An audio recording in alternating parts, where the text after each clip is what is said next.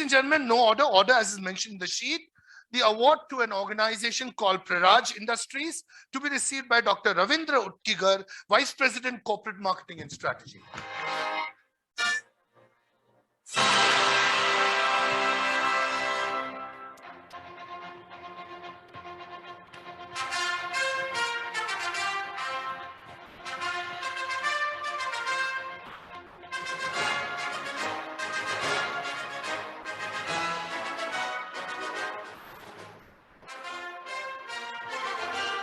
Thank you and congratulations.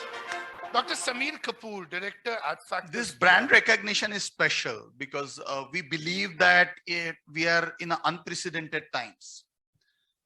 The biggest threat to the mankind is coming in the form of climate change. And I'm setting aside the war clouds that are transient and hopefully they'll pass soon. And our company, Praj Industries, is trying to devise sustainable climate actions through circular bioeconomy. And I do hope that this brand recognition inspires all of us to do our bit in the fight against climate change. Adopt sustainable practices, conserve energy, go green wherever possible, reduce, recycle, reuse, replenish are the mantras. And that's the only way we can devise or ensure our collective future. Coming back to the one message you were talking about from the pandemic times and one learning, I think a lot of wisdom has already been talked, live in the moment. Probably the one thing that I would like to emphasize is paying attention to mental health is just as important as paying attention to physical health.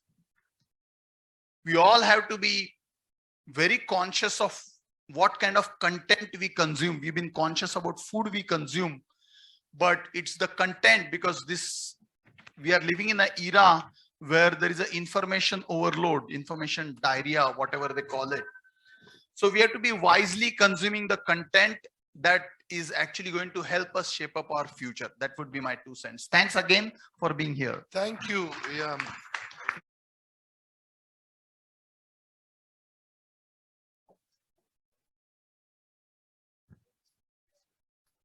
So good afternoon, everybody. Good afternoon, sir. Madam as well. So the branding phenomena has been evolving, and it has evolved very fast recently. Do you find any new set of capabilities that needs to be harassed or rather rejuvenated, rather we can say, and digital innovation can be, it can instill a new device in rebranding any particular situation? Some fundamentals have not changed and it will never change. At the root of the brand is a strong promise. Promise what you deliver and deliver what you promise. What will never change is products are born on shop floor, brands are born in your mind, right? So in my mind, this digital evolution doesn't pose a question whether the conventional methods of brand building will be taken over by digital. It's not a or gate, it's or and gate. It's this and that. It is not this or that. So to my mind, a unique value proposition that differentiates your offering, irrespective of sector that you operate in, irrespective of whether you are a product company or a service company, B2B, B2C, B2G, some fundamentals will always remain. Yes, the digital evolution, and I think somebody spoke of industry 1, 2, 3, 4, industry 5.0, where we are talking about cobots, right?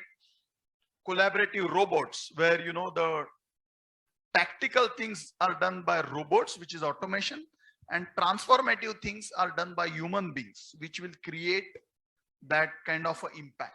So at the root of all this industrial revolution, brand will continue to be a main differentiator, purely because in a hyper competition, there is era of falling product life cycle. There is an era of falling product differentiations. The only thing that can differ between brand to brand is a customer experience that you can create, number one.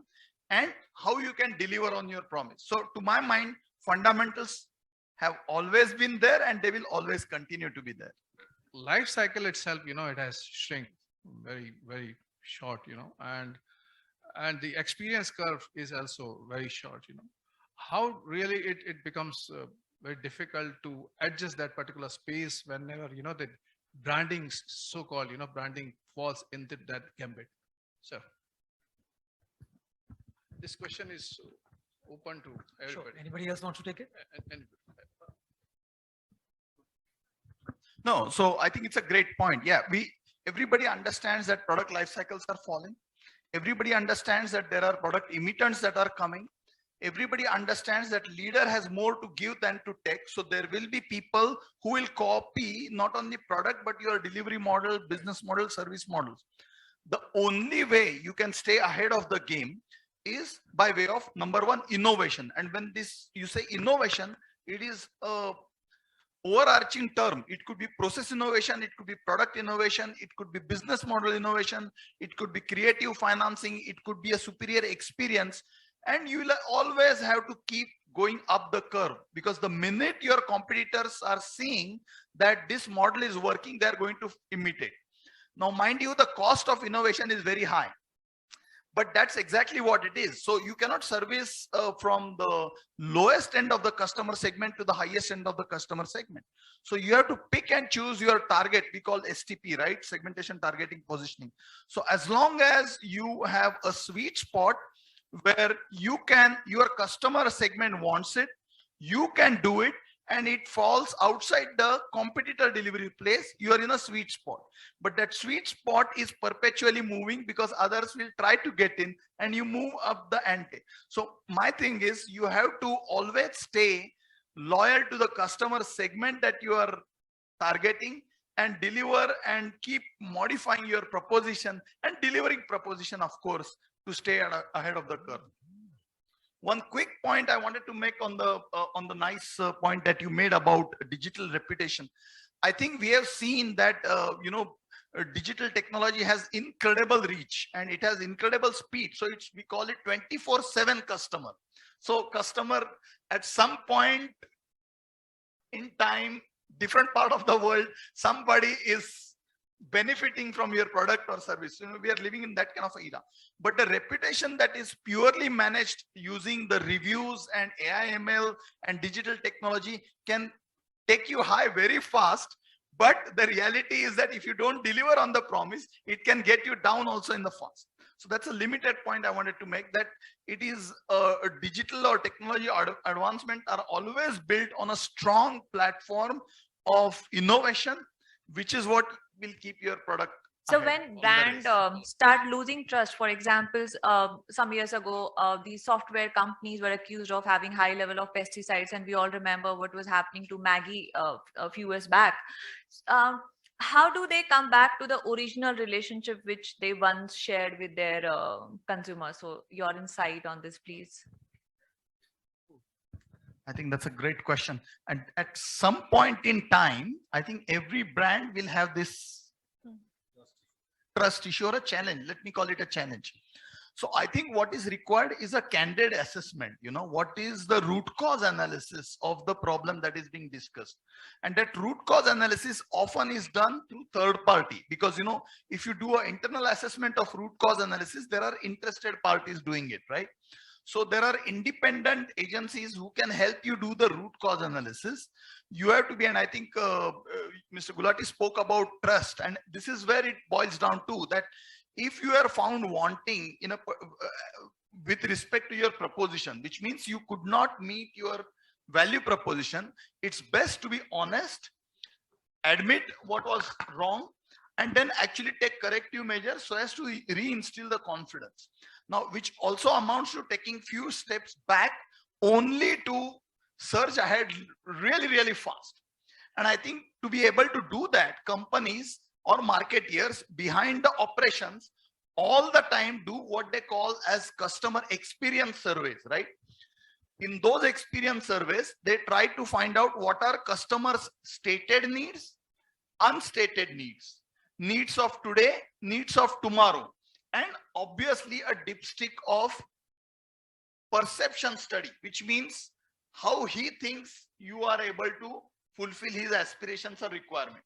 So once you are doing all this, some challenges of this nature, and these challenges can emerge for the reasons outside your control also. It could be some global supply chain issue, just as an example, or it could be to do with some